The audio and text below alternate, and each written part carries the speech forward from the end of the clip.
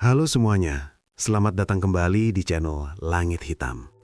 Seperti biasa, aku mau berbagi sebuah kisah horor penuh hikmah yang bukan sekedar menyeramkan, tapi juga menyisakan pertanyaan panjang tentang pilihan hidup. Kalau kamu percaya bahwa setiap bantuan pasti ada balasannya, maka cerita ini mungkin akan membuatmu berpikir dua kali. Namaku Thomas, aku bukan orang istimewa. Hidupku sederhana, bahkan cenderung berat. Sejak kecil aku terbiasa bekerja keras, tapi entah kenapa hasilnya selalu saja terasa kurang. Usaha ada, niat ada, tapi rejeki seperti sengaja berbelok setiap kali hampir sampai. Aku tinggal di pinggiran desa, dekat hutan yang oleh orang-orang tua disebut sebagai wilayah tak terlihat. Sejak kecil, aku sudah diingatkan untuk tidak sembarangan bicara, apalagi bersikap sombong jika masuk ke hutan itu. Namun, hidup memaksaku sering masuk ke sana. Aku bekerja sebagai pencari rotan dan kayu gaharu. Bukan pekerjaan yang membanggakan, tapi cukup untuk makan sehari-hari. Setiap pagi aku masuk hutan, dan baru keluar saat matahari condong ke barat. Hari itu, aku masuk lebih dalam dari biasanya. Bukan karena serakah, tapi karena sudah 3 hari berturut-turut, aku pulang dengan tangan kosong. Ibu di rumah mulai sakit-sakitan, dan tabunganku hampir habis. Di tengah hutan, aku menemukan sebuah pohon tumbang yang aneh. Kayunya hitam mengkilap, dan aromanya wangi menusuk hidung. Aku tahu, ini bukan kayu biasa. Saat aku mulai menebangnya, angin tiba-tiba berhenti. Hutan yang tadinya penuh suara, mendadak sunyi. Aku merasa sedang diperhatikan. Ketika aku menoleh, ada seorang pria berdiri tidak jauh dariku. Penampilannya rapi, bersih, seperti orang desa biasa, tapi pakaiannya terlalu sempurna untuk ukuran orang yang masuk hutan. "Apa kau yang menebang kayu itu?" tanyanya dengan suara datar. Aku mengangguk, jantungku berdetak lebih cepat. Pria itu tersenyum tipis. "Kayu itu milik kami." Aku panik. Dalam pikiranku, kata kami bukan sekedar manusia. Aku meminta maaf, bersiap pergi, tapi pria itu mengangkat tangannya, menyuruhku berhenti. "Kami tidak marah," katanya pelan. "Justru kami berterima kasih. Sudah lama tak ada manusia yang berani sejauh ini." Aku bingung harus menjawab apa. Pria itu lalu menatapku lama, seolah membaca seluruh hidupku. "Kamu lelah. Kamu berusaha keras, tapi selalu gagal, benar?" Kalimat itu menamparku. Tanpa sadar, aku mengangguk. Entah kenapa, di hadapan orang asing itu, aku merasa telanjang. Kami bisa membantumu, memberi hidup yang lebih baik, rezeki lancar, pekerjaan mudah. Aku menelan ludah. Dalam hidupku, belum pernah ada yang menawarkan kemudahan seperti itu. Tapi, setiap bantuan, katanya sambil menatap lurus ke mataku, pasti ada imbalannya. Aku bertanya pelan, "Imbalan apa?" Pria itu tersenyum lebih lebar. "Kami akan memberimu seorang istri." Dadaku bergetar. Entah kenapa, kata istri terdengar begitu berat, bukan seperti anugerah, tapi seperti janji yang mengikat. Sebelum aku sempat bertanya lebih jauh, hutan kembali ramai, angin berhembus, burung berkicau, dan pria itu menghilang. Di tanah tempatnya berdiri, ada sekantong kecil berisi emas. Aku pulang hari itu dengan tubuh gemetar, hati campur aduk antara syukur dan takut. Dan sejak hari itu, hidupku mulai berubah, pelan tapi pasti. Aku tidak tahu bahwa perubahan itu adalah awal dari ikatan yang tak mudah diputus. Ikatan yang kelak akan membuatku harus memilih, tetap menjadi manusia atau membayar imbalan yang telah dijanjikan. Sejak hari aku menemukan kantong emas itu, hidupku seperti diputar balik oleh tangan yang tak terlihat. Bukan perubahan yang meledak-ledak, tapi pelan, halus, dan justru itu yang membuatnya terasa aneh. Awalnya aku pikir semua hanya kebetulan. Emas itu kujual ke kota, dan harganya jauh lebih tinggi dari perkiraanku. Uang itu cukup untuk berobat ibu, melunasi utang kecil, bahkan masih tersisa untuk membeli motor bekas. Orang-orang mulai heran. Thomas yang biasanya pulang sore dengan wajah lelah, kini terlihat lebih rapi, lebih tenang. Aku kembali ke hutan beberapa hari kemudian. Bukan karena serakah, tapi karena pekerjaanku memang di sana. Namun sejak kejadian itu, aku selalu merasa ada yang mengawasi. Bukan dengan niat jahat, lebih seperti memastikan aku baik-baik saja. Anehnya, setiap kali aku masuk hutan, aku selalu menemukan rotan terbaik. Kayu yang mudah ditebang, jalan yang seolah terbuka sendiri. Bahkan aku tak pernah tersesat lagi. Padahal dulu aku sering berputar-putar di tempat yang sama. Aku mulai curiga, tapi menepisnya. Dalam kondisi hidup yang baru membaik, rasa curiga terasa seperti pengkhianatan terhadap rezeki. Namun hal aneh tak berhenti di situ. Suatu malam, saat aku sedang menyiapkan makan, ibu tiba-tiba berkata, "Mas, kamu sudah punya calon ya?" Aku terdiam. "Belum, Bu. Kenapa?" Ibu mengerutkan kening. "Tadi sore ada perempuan lewat depan rumah. Cantik, sopan. Dia senyum ke ibu. Ibu pikir itu calonmu." Jantungku berdegup lebih cepat. Aku tertawa kecil mencoba terlihat santai, tapi dalam hati muncul rasa tak nyaman. Aku yakin tak pernah membawa perempuan ke rumah. Malam itu aku sulit tidur. Di antara sadar dan tidak, aku mendengar suara langkah di luar. Pelan, teratur, seperti seseorang yang sengaja tidak ingin terdengar. Saat aku membuka mata, aroma bunga melati memenuhi kamar. Aku ingin bangun, tapi tubuhku berat, seperti ada yang menahanku dari dalam. Dalam samar cahaya bulan, aku melihat sosok perempuan duduk di kursi dekat jendela. Rambutnya panjang hitam, wajahnya tenang, dan senyumnya terlalu sempurna. "Thomas," katanya lembut. Aku ingin berteriak, tapi suaraku tak keluar. "Kamu tidak perlu takut," lanjutnya. "Aku datang karena janji." Kata janji membuat dadaku sesak. Ia berdiri mendekat, langkahnya tidak berbunyi. Matanya menatapku, bukan dengan ancaman, tapi dengan kepastian. "Kami sudah membantumu," katanya. "Sekarang waktunya kamu mengenalku." Aku hanya bisa menelan ludah. Namaku Larasi, dan aku adalah imbalan yang dijanjikan. Sekejap kemudian aku terbangun. Kamar kosong, tidak ada aroma melati, tidak ada perempuan, tapi keringat membasahi punggungku, dan jam dinding menunjukkan pukul 3 pagi. Aku duduk lama di tepi kasur, mencoba meyakinkan diri bahwa itu hanya mimpi. Namun keesokan harinya, aku menemukan sehelai rambut panjang hitam di bantal. Sejak malam itu, Larasi sering muncul dalam mimpiku. Selalu dengan cara yang sama, lembut, tenang, tidak pernah memaksa. Ia hanya hadir, menemaniku bicara tentang hidup, tentang lelahku, tentang keinginanku memiliki keluarga. Anehnya bersamanya, aku merasa dipahami dengan cara yang tak pernah kurasakan sebelumnya. Di dunia nyata, rezekiku terus mengalir. Usaha kecil yang kubuka tiba-tiba ramai. Orang-orang percaya kepadaku tanpa alasan jelas. Bahkan masalah yang biasanya rumit selesai begitu saja. Aku mulai terbiasa dengan kemudahan itu. Dan disitulah kesalahanku. Aku mulai jarang berdoa dengan sungguh-sungguh. Bukan karena lupa Tuhan, tapi karena merasa hidupku sudah diatur. Larasi semakin sering hadir, tidak hanya dalam mimpi. Kadang aku melihat bayangannya di dapur, di halaman, atau di pinggir hutan saat aku pulang kerja. Ia selalu tersenyum, tak pernah marah, tak pernah meminta. Tapi justru itu yang membuatku takut. Karena aku tahu, sesuatu yang terlalu sabar biasanya sedang menunggu waktu yang tepat. Dan tanpa kusadari, aku mulai berjalan mendekati batas yang sejak awal seharusnya tidak kulewati.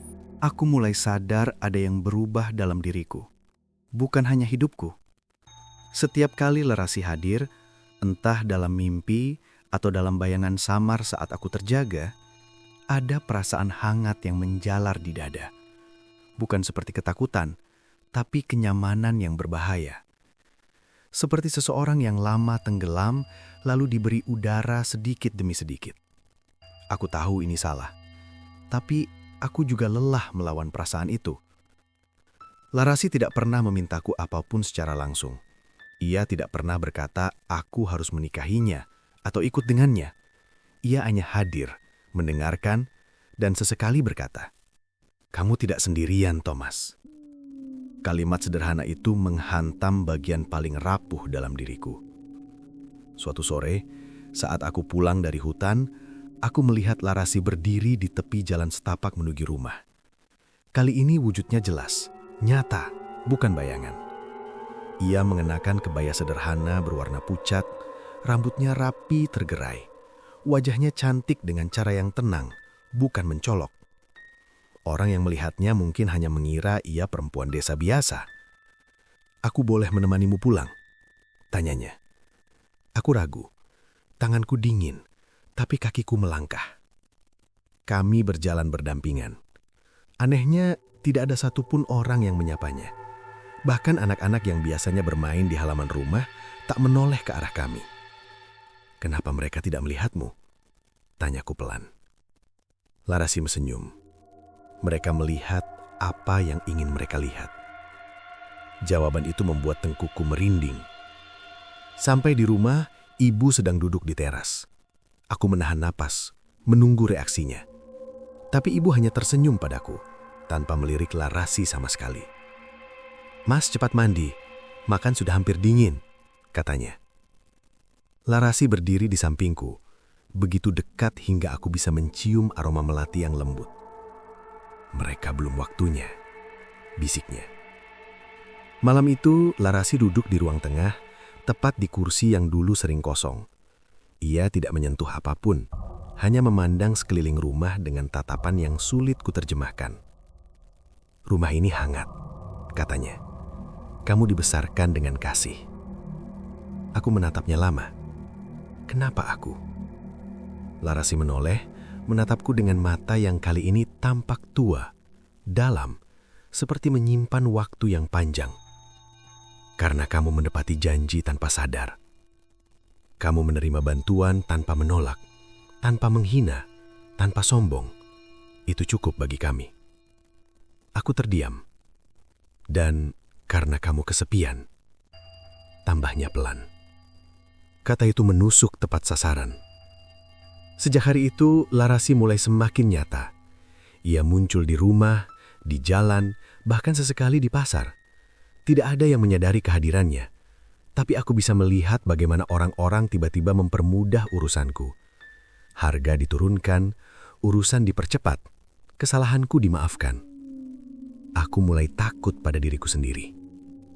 Suatu malam, aku bermimpi berada di sebuah desa yang sangat rapi dan tenang. Rumah-rumah kayu berjajar sempurna, lampu-lampu minyak menyala tanpa asap, dan udara terasa terlalu bersih. Larasi berjalan di depanku. "Inilah tempatku," katanya. Aku melihat banyak orang di sana. Wajah mereka mirip manusia, berpakaian seperti orang desa, tapi langkah mereka tidak menyentuh tanah. Mata mereka menatapku dengan rasa ingin tahu. "Kalau kamu tinggal di sini, kamu tidak akan kekurangan apapun." Aku melihat diriku sendiri di mimpi itu, mengenakan pakaian bagus, rumah besar, hidup tenang. Tapi entah kenapa, dadaku terasa sempit. "Apa aku masih bisa pulang?" tanyaku. Larasi berhenti. Lama sekali ia diam. Kalau sudah sepenuhnya menjadi bagian dari kami, kata pulang tidak lagi diperlukan. Aku terbangun dengan napas terengah. Keesokan harinya, seorang tetua desa datang ke rumah. Wajahnya serius, matanya tajam. "Kamu sering ke hutan ya, Thomas?" tanyanya tanpa basa-basi. Aku mengangguk pelan. "Kamu jangan main-main dengan makhluk yang memberi tanpa meminta di awal. Karena saat mereka menagih, yang diminta biasanya bukan harta." Kalimat itu membuat kakiku lemas. Malamnya, Larasi duduk di sampingku. Untuk pertama kalinya, ia menyentuh tanganku. Sentuhannya dingin, tapi tidak menyakitkan. "Waktumu tidak banyak," katanya lembut. "Janji itu akan segera disempurnakan." Aku menatapnya dengan mata basah. "Kalau aku menolak?" Larasi tersenyum sedih. "Setiap pilihan punya akibat." Dan untuk pertama kalinya sejak semua ini bermula, aku benar-benar merasa takut. Sejak malam Larasi menyentuh tanganku, aku seperti hidup di dua dunia sekaligus. Tubuhku masih di rumah, bekerja, berbicara dengan orang-orang desa, tapi pikiranku sering tertinggal di tempat lain. Aku mulai sering melamun. Kadang saat sedang makan, sendokku berhenti di udara. Kadang saat berjalan, kakiku melambat tanpa alasan. Seolah ada suara yang memanggil dari jauh, lembut tapi terus-menerus. Larasi tidak lagi hanya datang malam hari. Ia muncul saat senja, ketika cahaya matahari mulai redup dan bayangan pohon memanjang. Waktu yang katanya adalah waktu paling tipis antara dunia manusia dan dunia mereka. "Kenapa kamu terlihat sedih?" tanyanya suatu sore. Aku duduk di bangku depan rumah, menatap langit yang mulai jingga. "Karena aku takut," jawabku jujur. "Takut kehilangan semua kemudahan ini?" tanyanya. Aku menggeleng, takut kehilangan diriku sendiri. Larasi terdiam lama. Untuk pertama kalinya, aku melihat keraguan di wajahnya. "Kami tidak bermaksud menghancurkanmu, Thomas. Kami hanya menepati janji." "Kau menyebutnya janji," kataku, padahal aku tak pernah mengucapkannya. Larasi menatapku. Tatapannya kali ini tidak hangat, tapi dalam. "Janji tidak selalu diucapkan dengan kata-kata, Thomas. Kadang cukup dengan menerima."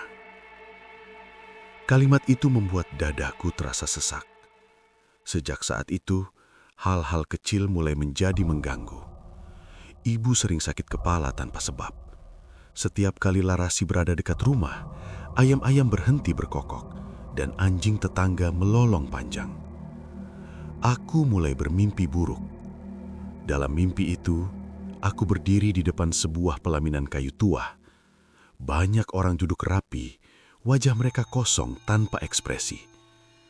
Di sampingku berdiri Larasi, mengenakan pakaian pengantin berwarna pucat. Aku ingin lari, tapi kakiku tertanam di tanah.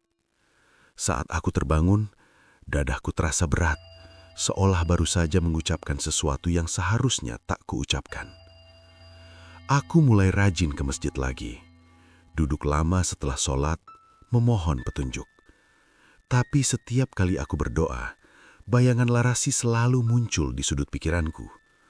Bukan mengganggu, hanya hadir.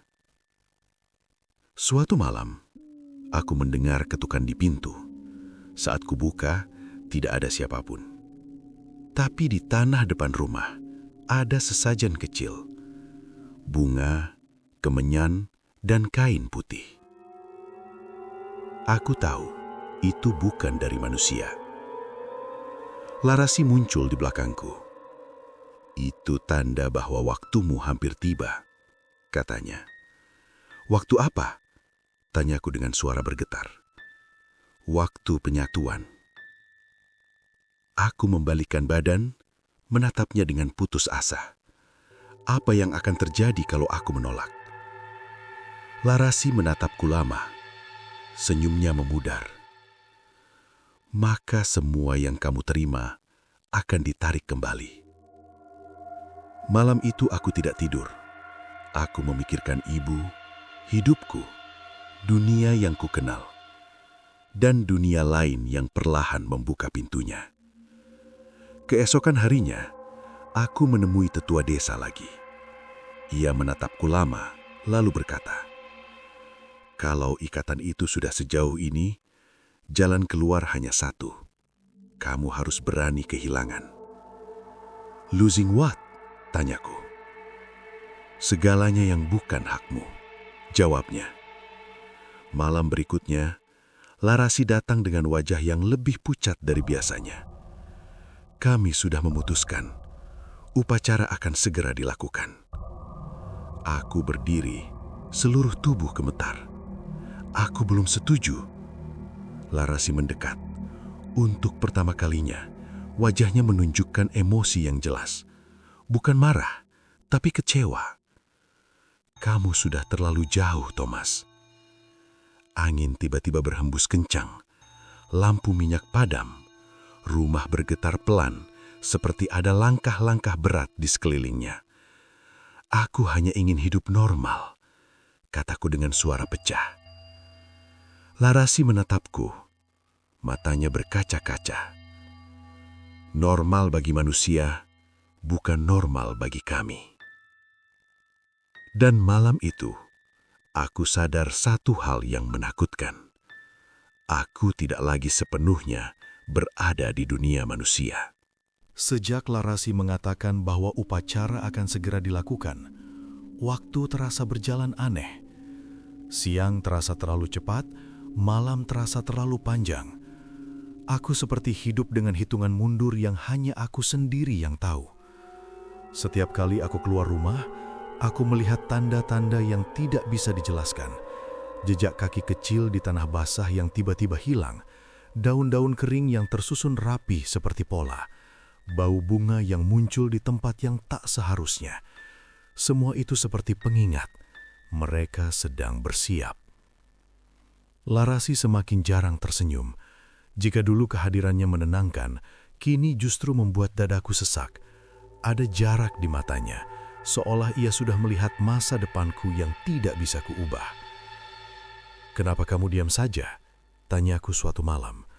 Kami duduk berhadapan di ruang tengah. Lampu redup, udara dingin.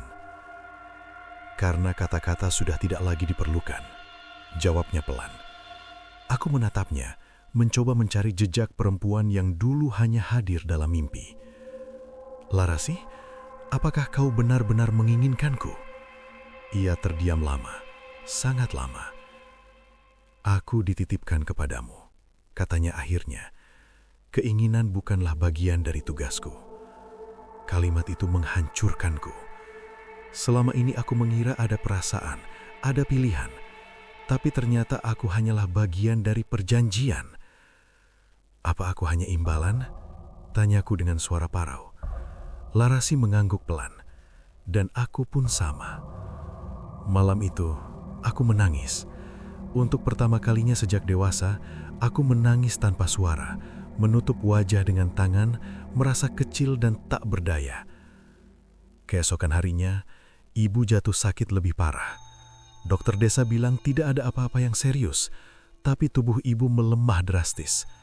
Aku tahu, ini bukan kebetulan. Ini tekanan. Ini cara mereka membuatku menyerah. Aku duduk di samping ranjang ibu, memegang tangannya yang dingin. "Mas, kamu kenapa kelihatan sedih sekali?" tanyanya lirih. Aku tak sanggup menjawab. Di luar rumah, angin berputar aneh. Langit mendung meski belum sore. Aku bisa merasakan sesuatu sedang menunggu keputusanku. Larasi datang menjelang malam. "Kami tidak akan menyakitinya," katanya seolah membaca pikiranku. "Kalau aku ikut, ibu akan sembuh," tanyaku cepat. Larasi tidak langsung menjawab. Ia hanya menatapku dengan tatapan yang membuatku tahu, iya. Aku berjalan keluar rumah, menatap hutan yang mulai gelap. Aku merasa dijepit dari dua sisi, cinta pada ibu dan hidupku sendiri. Tetua desa datang malam itu, seolah dipanggil oleh hatiku yang kacau. "Kamu boleh menyerah, tapi ketahuilah, menyerah bukan selalu berarti selamat." "Apa yang harus kulakukan?" tanyaku putus asa. "Kamu harus memutuskan ikatan sebelum disempurnakan. Saat upacara dimulai, pilihanmu hanya tinggal satu." Malam itu, Larasi berdiri di ambang pintu kamar. "Besok malam," katanya singkat. Aku mengangguk. Tidak ada kata lain. Di dalam kamar, aku duduk bersila, memejamkan mata dan berdoa seperti orang tenggelam yang meraih apa saja. Aku tidak meminta kaya, tidak meminta selamat. Aku hanya meminta tetap menjadi manusia. Angin tiba-tiba berhenti. Untuk pertama kalinya sejak semua ini dimulai, rumah terasa sunyi, terlalu sunyi. Dan di dalam kesunyian itu, aku sadar, besok malam aku akan kehilangan sesuatu, entah hidupku sebagai manusia atau semua yang pernah kuberikan hatiku. Malam itu datang tanpa suara. Tidak ada angin, tidak ada jangkrik, tidak ada anjing menggonggong. Desa terasa seperti ditinggalkan oleh waktu. Larasi menjemputku tepat setelah azan Isya. Ia tidak mengetuk pintu. Ia hanya berdiri di luar, menungguku dengan wajah yang tenang tapi kosong. Sudah waktunya, katanya. Aku menoleh ke arah kamar ibu. Napasnya teratur, wajahnya terlihat lebih tenang dari beberapa hari terakhir. Itu satu-satunya hal yang membuat kakiku mau melangkah. Kami berjalan menuju hutan. Langkah kami tidak berbunyi. Tanah terasa empuk, seperti lumut basah. Setiap beberapa meter, aku melihat bayangan orang-orang berdiri diam di balik pepohonan. Mereka tidak mendekat, hanya menatap. Semakin jauh kami masuk, semakin asing hutan itu. Pohon-pohon terlihat lebih tinggi. Jalan setapak yang kukenal berubah menjadi lorong panjang yang diterangi cahaya redup berwarna kekuningan, seolah bulan turun terlalu rendah. Di sebuah lapangan terbuka, aku melihatnya. Sebuah tempat yang disiapkan seperti pelaminan, terbuat dari kayu tua dan kain kusam kusit. Di sekelilingnya duduk banyak sosok menyerupai manusia. Wajah mereka rapi, bersih, tapi mata mereka hampa. Aku ingin berbalik, tapi kakiku tidak mau menurut. Larasi berdiri di sampingku, mengenakan pakaian yang sama seperti dalam mimpiku. Indah, tapi dingin. "Kamu masih bisa berhenti," bisiknya. Aku menatapnya. Apa yang terjadi kalau aku berhenti sekarang? Ia menunduk. "Kamu akan pulang sebagai manusia, tapi tanpa semua yang telah diberikan." Aku mengangguk pelan. Seorang pria tua melangkah maju. Wajahnya seperti pria yang pertama kali kutemui di hutan. Tatapannya tajam, suaranya berat. "Thomas," katanya, "kamu telah menerima bantuan kami, rezeki, perlindungan, dan jalan hidup. Kini saatnya menyempurnakan ikatan." Aku menelan ludah. "Apa aku harus tinggal di sini selamanya?" "Tidak," jawabnya. "Dunia manusia akan tetap ada bagimu, tapi hatimu akan terikat pada kami." Aku menatap Larasi. "Dan kau?" "Aku akan menjadi istrimu," katanya datar, "dalam dunia kami." Dadaku terasa seperti diremas. Upacara dimulai tanpa doa yang kukenal, hanya gumaman pelan yang membuat telingaku berdengung. Tanar bergetar halus, udara menjadi dingin. Saat pria tua itu hendak menyatukan tangan kami, aku merasakan sesuatu dalam dadaku memberontak. Wajah ibu terlintas, doa-doa yang dulu kuucapkan setengah hati, hidup sederhana yang hampir kutinggalkan. "Aku menolak," kataku. Suara gumaman berhenti. Semua mata tertuju padaku. Larasi menatapku dengan mata yang akhirnya basah. "Kamu yakin?" Aku mengangguk. Tubuhku gemetar. Aku tidak mau bahagia dengan mengorbankan jiwaku. Hening panjang menyelimuti tempat itu. Pria tua itu tersenyum tipis. "Kalau begitu, bersiaplah kehilangan." Angin tiba-tiba berputar kencang, cahaya meredup, bayangan-bayangan mendekat. Larasi mundur selangkah. Untuk pertama kalinya, ia tampak bebas. "Pergilah," katanya lirih. "Aku tidak ingin kamu hancur." Aku berbalik dan berlari. Aku tidak tahu berapa lama aku berlari. Kaki terasa ringan, lalu berat, lalu mati rasa. Aku hanya terus bergerak sampai tiba-tiba aku terjatuh. Saat aku membuka mata, aku berada di tepi hutan, dekat desaku. Langit mulai terang. Aku pulang dengan tubuh lemas, pakaian kotor, dan ingatan yang terasa seperti mimpi buruk panjang. Di rumah, ibu terbangun dan memanggil namaku. Suaranya lemah, tapi hidup. Aku menangis sambil memeluknya. Namun aku tahu, meski aku selamat, sesuatu dalam diriku telah berubah selamanya. Dan aku sadar, mereka belum sepenuhnya pergi. Aku pikir semuanya sudah selesai ketika aku terbangun di tepi hutan pagi itu. Aku pikir penolakanku adalah akhir dari segalanya. Ternyata, itu baru awal. Hari-hari setelah kejadian itu terasa aneh. Hidupku kembali seperti dulu, tapi dengan lubang besar di dalamnya. Rezeki yang dulu mengalir lancar, perlahan seret. Usaha sepi, motor rusak, tabungan menipis. Tidak ada kejadian mengerikan, tidak ada teror. Justru itulah yang paling menyakitkan. Semua kemudahan itu benar-benar ditarik kembali. Aku kembali menjadi Thomas yang lama. Bahkan mungkin lebih buruk, karena sekarang aku tahu rasanya hidup dimudahkan, lalu kehilangan semuanya. Ibu perlahan membaik, tapi tubuhnya tak sekuat dulu. Dan setiap kali aku melihatnya, rasa bersalah menghantam dadaku. Aku mulai sering sakit. Bukan sakit fisik yang jelas, tapi lelah yang tak masuk akal. Bangun pagi seperti belum tidur, bekerja sebentar langsung gemetar. Seolah tubuhku belum sepenuhnya kembali dari tempat itu. Malam-malamku kembali dipenuhi mimpi. Aku melihat Larasi berdiri di kejauhan. Tidak memanggil, tidak mendekat. Hanya menatap dengan wajah yang tenang dan sedih. Suatu malam, aku tak kuat lagi. Aku kembali ke hutan. Bukan untuk mencari bantuan, tapi untuk menutup semuanya. Aku duduk di tempat pertama kali aku bertemu pria itu. Tanahnya masih sama, pohonnya masih berdiri. Tapi suasananya dingin. Kalau memang masih ada ikatan, kataku dengan suara bergetar.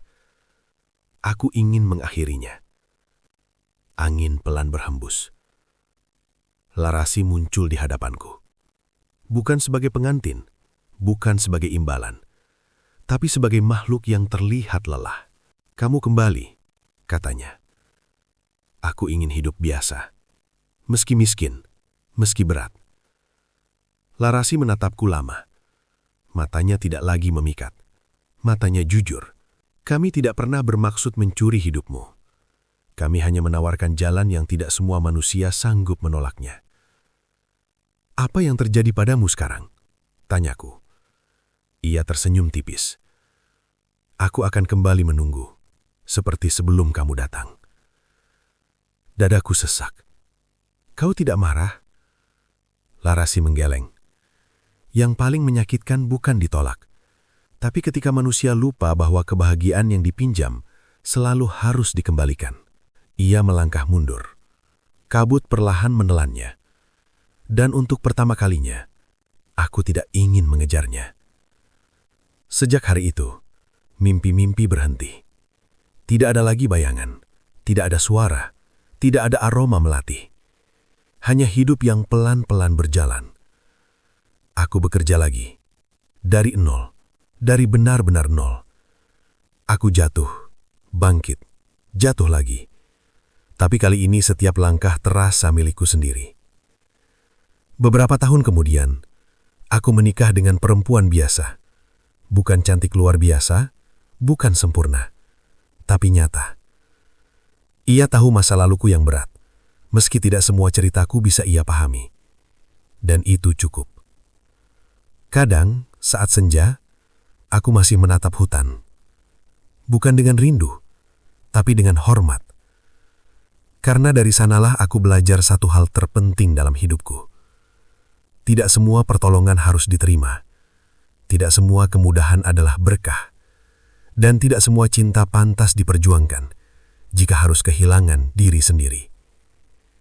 Aku pernah diberi tawaran hidup sempurna dengan harga yang hampir merenggut jiwaku.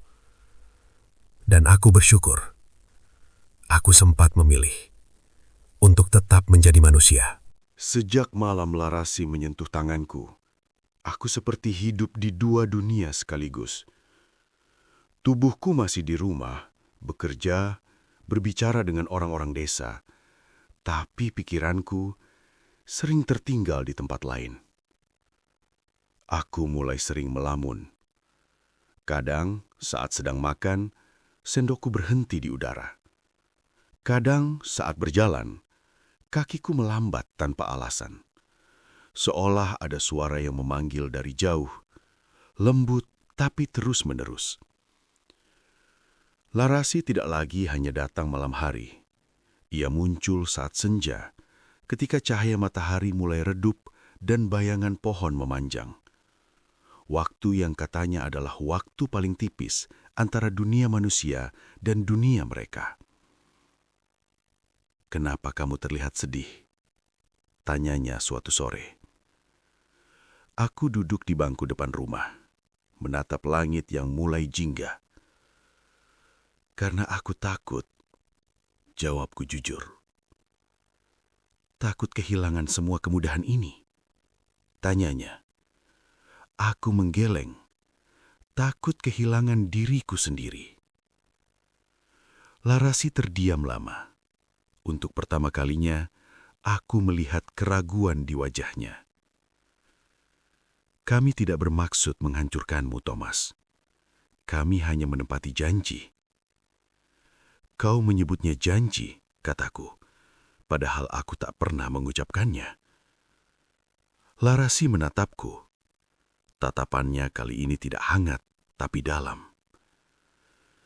"Janji tidak selalu diucapkan dengan kata-kata, Thomas.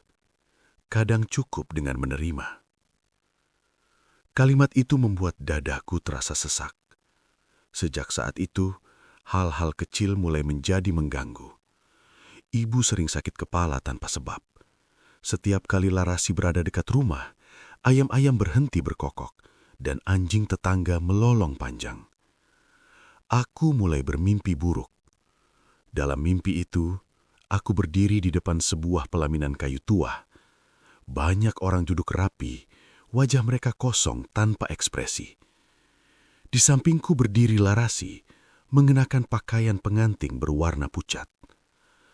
Aku ingin lari, tapi kakiku tertanam di tanah. Saat aku terbangun, dadaku terasa berat, seolah baru saja mengucapkan sesuatu yang seharusnya tak kuucapkan. Aku mulai rajin ke masjid lagi. Duduk lama setelah sholat, memohon petunjuk. Tapi setiap kali aku berdoa, bayangan Larasi selalu muncul di sudut pikiranku. Bukan mengganggu, hanya hadir. Suatu malam, aku mendengar ketukan di pintu. Saat kubuka, tidak ada siapapun. Tapi di tanah depan rumah, ada sesajen kecil. Bunga, kemenyan, dan kain putih. Aku tahu, itu bukan dari manusia. Larasi muncul di belakangku. "Itu tanda bahwa waktumu hampir tiba," katanya. "Waktu apa?" tanyaku dengan suara bergetar. "Waktu penyatuan." Aku membalikkan badan, menatapnya dengan putus asa. Apa yang akan terjadi kalau aku menolak? Larasi menatapku lama. Senyumnya memudar. "Maka semua yang kamu terima akan ditarik kembali." Malam itu aku tidak tidur. Aku memikirkan ibu, hidupku, dunia yang kukenal, dan dunia lain yang perlahan membuka pintunya. Keesokan harinya, aku menemui tetua desa lagi. Ia menatapku lama, lalu berkata, "Kalau ikatan itu sudah sejauh ini, jalan keluar hanya satu. Kamu harus berani kehilangan." "Losing what?" tanyaku. "Segalanya yang bukan hakmu," jawabnya. Malam berikutnya, Larasi datang dengan wajah yang lebih pucat dari biasanya. "Kami sudah memutuskan. Upacara akan segera dilakukan." Aku berdiri, seluruh tubuh gemetar. "Aku belum setuju." Larasi mendekat. Untuk pertama kalinya, wajahnya menunjukkan emosi yang jelas. Bukan marah, tapi kecewa. "Kamu sudah terlalu jauh, Thomas." Angin tiba-tiba berhembus kencang. Lampu minyak padam. Rumah bergetar pelan, seperti ada langkah-langkah berat di sekelilingnya. "Aku hanya ingin hidup normal," kataku dengan suara pecah. Larasi menatapku. Matanya berkaca-kaca. "Normal bagi manusia, bukan normal bagi kami." Dan malam itu, aku sadar satu hal yang menakutkan. Aku tidak lagi sepenuhnya berada di dunia manusia. Sejak Larasi mengatakan bahwa upacara akan segera dilakukan, waktu terasa berjalan aneh. Siang terasa terlalu cepat, malam terasa terlalu panjang. Aku seperti hidup dengan hitungan mundur yang hanya aku sendiri yang tahu. Setiap kali aku keluar rumah, aku melihat tanda-tanda yang tidak bisa dijelaskan. Jejak kaki kecil di tanah basah yang tiba-tiba hilang, daun-daun kering yang tersusun rapi seperti pola, bau bunga yang muncul di tempat yang tak seharusnya. Semua itu seperti pengingat, mereka sedang bersiap. Larasi semakin jarang tersenyum. Jika dulu kehadirannya menenangkan, kini justru membuat dadaku sesak. Ada jarak di matanya, seolah ia sudah melihat masa depanku yang tidak bisa kuubah. "Kenapa kamu diam saja?" tanyaku suatu malam. Kami duduk berhadapan di ruang tengah. Lampu redup, udara dingin. "Karena kata-kata sudah tidak lagi diperlukan," jawabnya pelan. Aku menatapnya, mencoba mencari jejak perempuan yang dulu hanya hadir dalam mimpi. "Larasi, apakah kau benar-benar menginginkanku?" Ia terdiam lama, sangat lama. "Aku dititipkan kepadamu," katanya akhirnya. "Keinginan bukanlah bagian dari tugasku." Kalimat itu menghancurkanku. Selama ini aku mengira ada perasaan, ada pilihan, tapi ternyata aku hanyalah bagian dari perjanjian. "Apa aku hanya imbalan?" tanyaku dengan suara parau. Larasi mengangguk pelan, dan aku pun sama. Malam itu, aku menangis. Untuk pertama kalinya sejak dewasa, aku menangis tanpa suara, menutup wajah dengan tangan, merasa kecil dan tak berdaya. Keesokan harinya, ibu jatuh sakit lebih parah. Dokter desa bilang tidak ada apa-apa yang serius, tapi tubuh ibu melemah drastis. Aku tahu, ini bukan kebetulan. Ini tekanan. Ini cara mereka membuatku menyerah. Aku duduk di samping ranjang ibu, memegang tangannya yang dingin. "Mas, kamu kenapa kelihatan sedih sekali?" tanyanya lirih. Aku tak sanggup menjawab. Di luar rumah, angin berputar aneh. Langit mendung meski belum sore. Aku bisa merasakan sesuatu sedang menunggu keputusanku. Larasi datang menjelang malam. "Kami tidak akan menyakitinya," katanya seolah membaca pikiranku. "Kalau aku ikut, ibu akan sembuh," tanyaku cepat. Larasi tidak langsung menjawab. Ia hanya menatapku dengan tatapan yang membuatku tahu, iya. Aku berjalan keluar rumah, menatap hutan yang mulai gelap. Aku merasa dijepit dari dua sisi, cinta pada ibu dan hidupku sendiri. Tetua desa datang malam itu, seolah dipanggil oleh hatiku yang kacau. "Kamu boleh menyerah, tapi ketahuilah, menyerah bukan selalu berarti selamat." "Apa yang harus kulakukan?" tanyaku putus asa. "Kamu harus memutuskan ikatan sebelum disempurnakan. Saat upacara dimulai, pilihanmu hanya tinggal satu." Malam itu, Larasi berdiri di ambang pintu kamar. "Besok malam," katanya singkat. Aku mengangguk. Tidak ada kata lain. Di dalam kamar, aku duduk bersila, memejamkan mata dan berdoa seperti orang tenggelam yang meraih apa saja. Aku tidak meminta kaya, tidak meminta selamat. Aku hanya meminta tetap menjadi manusia. Angin tiba-tiba berhenti. Untuk pertama kalinya sejak semua ini dimulai, rumah terasa sunyi, terlalu sunyi.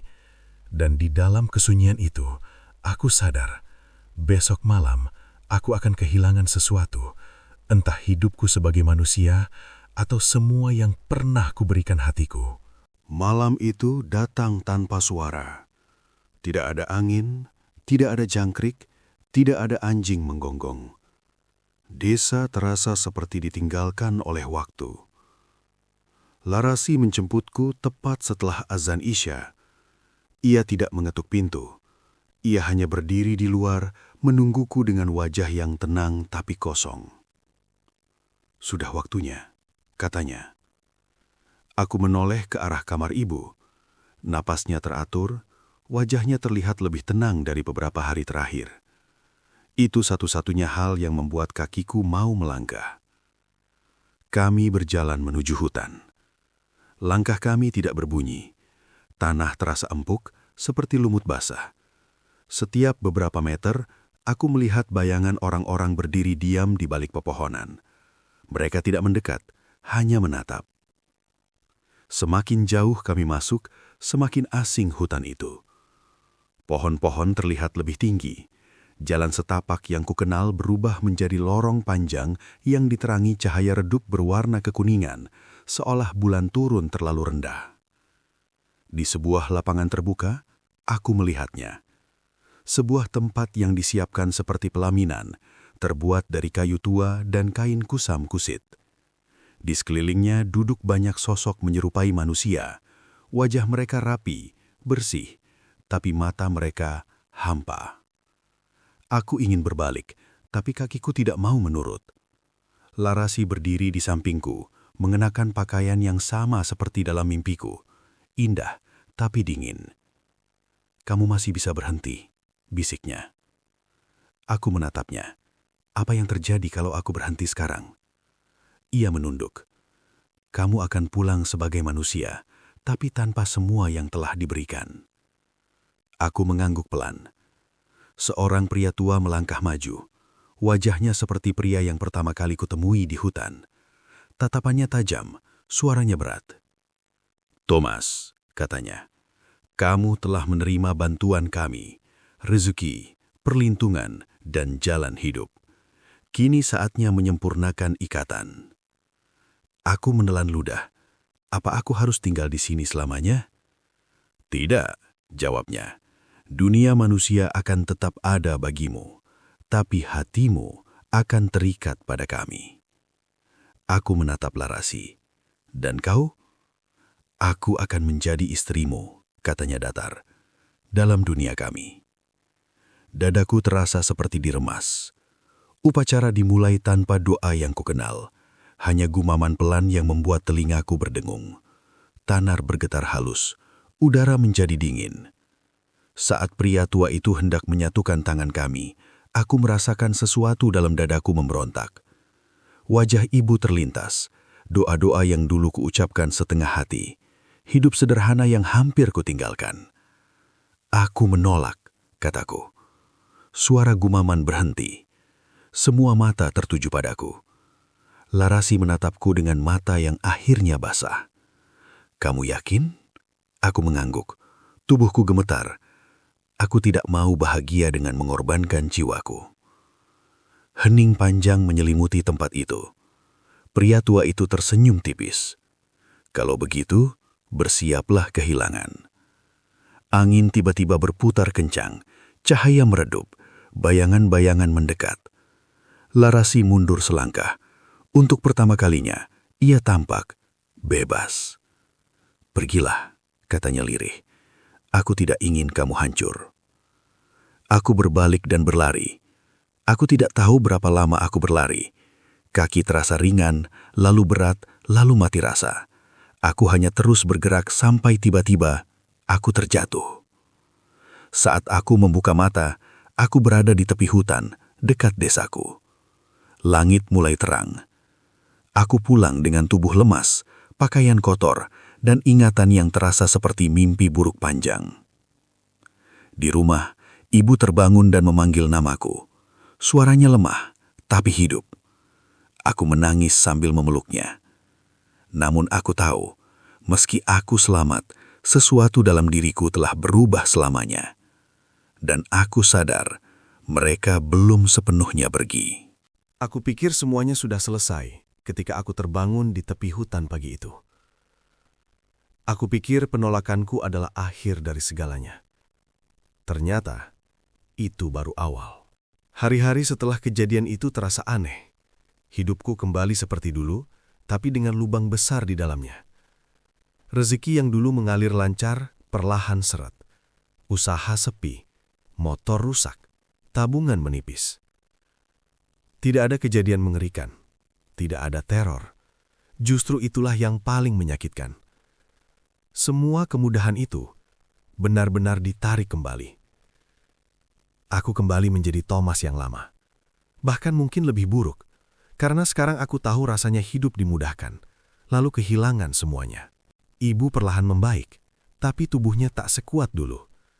Dan setiap kali aku melihatnya, rasa bersalah menghantam dadaku. Aku mulai sering sakit. Bukan sakit fisik yang jelas, tapi lelah yang tak masuk akal. Bangun pagi seperti belum tidur, bekerja sebentar langsung gemetar. Seolah tubuhku belum sepenuhnya kembali dari tempat itu. Malam-malamku kembali dipenuhi mimpi. Aku melihat Larasi berdiri di kejauhan. Tidak memanggil, tidak mendekat. Hanya menatap dengan wajah yang tenang dan sedih. Suatu malam, aku tak kuat lagi. Aku kembali ke hutan. Bukan untuk mencari bantuan, tapi untuk menutup semuanya. Aku duduk di tempat pertama kali aku bertemu pria itu. Tanahnya masih sama, pohonnya masih berdiri. Tapi suasananya dingin. Kalau memang masih ada ikatan, kataku dengan suara bergetar. Aku ingin mengakhirinya. Angin pelan berhembus. Larasi muncul di hadapanku. Bukan sebagai pengantin, bukan sebagai imbalan, tapi sebagai makhluk yang terlihat lelah. Kamu kembali, katanya. Aku ingin hidup biasa, meski miskin, meski berat. Larasi menatapku lama. Matanya tidak lagi memikat. Matanya jujur. Kami tidak pernah bermaksud mencuri hidupmu. Kami hanya menawarkan jalan yang tidak semua manusia sanggup menolaknya. Apa yang terjadi padamu sekarang? Tanyaku. Ia tersenyum tipis. Aku akan kembali menunggu, seperti sebelum kamu datang. Dadaku sesak. Kau tidak marah? Larasi menggeleng. Yang paling menyakitkan bukan ditolak, tapi ketika manusia lupa bahwa kebahagiaan yang dipinjam selalu harus dikembalikan. Ia melangkah mundur. Kabut perlahan menelannya. Dan untuk pertama kalinya, aku tidak ingin mengejarnya. Sejak hari itu, mimpi-mimpi berhenti. Tidak ada lagi bayangan, tidak ada suara, tidak ada aroma melati. Hanya hidup yang pelan-pelan berjalan. Aku bekerja lagi. Dari nol, dari benar-benar nol. Aku jatuh, bangkit, jatuh lagi. Tapi kali ini setiap langkah terasa milikku sendiri. Beberapa tahun kemudian, aku menikah dengan perempuan biasa. Bukan cantik luar biasa, bukan sempurna, tapi nyata. Ia tahu masa laluku yang berat, meski tidak semua ceritaku bisa ia pahami. Dan itu cukup. Kadang, saat senja, aku masih menatap hutan. Bukan dengan rindu, tapi dengan hormat. Karena dari sanalah aku belajar satu hal terpenting dalam hidupku. Tidak semua pertolongan harus diterima. Tidak semua kemudahan adalah berkah. Dan tidak semua cinta pantas diperjuangkan jika harus kehilangan diri sendiri. Aku pernah diberi tawaran hidup sempurna dengan harga yang hampir merenggut jiwaku. Dan aku bersyukur. Aku sempat memilih untuk tetap menjadi manusia.